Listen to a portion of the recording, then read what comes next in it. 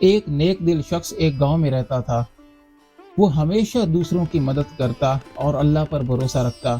ایک دن وہ سفر پر نکلا اور راستے میں ایک پیاسے کو دیکھا۔ اس کے پاس بس ایک ہی پانی کا مشکیزہ تھا، مگر اس نے رحم کھا کر وہ سارا پانی اس شخص کو دے دیا۔ پیاسے نے دعائیں دی، مگر نیک دل شخص خود پیاسا رہ گیا۔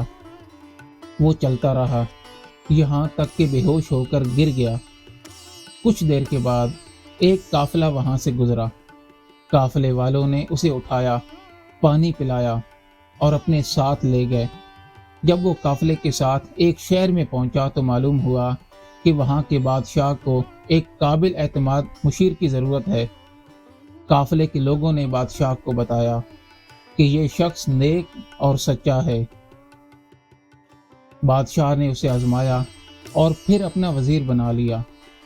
بادشاہ نے کہا، جو دوسروں کے لیے آسانیاں پیدا کرتا ہے، اللہ اس کے لیے ایسے دروازے کھول دیتا ہے جن کا وہ تصور بھی نہیں کر سکتا۔ نتیجہ، نیکی کا بدلہ کبھی ضائع نہیں ہوتا، بلکہ اللہ بہترین طریقے سے نوازتا ہے۔ کسی کی مدد کرو تو اللہ تمہیں ایسے مقام پر پہنچا دیتا ہے جس کا تم نے کبھی سوچا بھی نہ ہو۔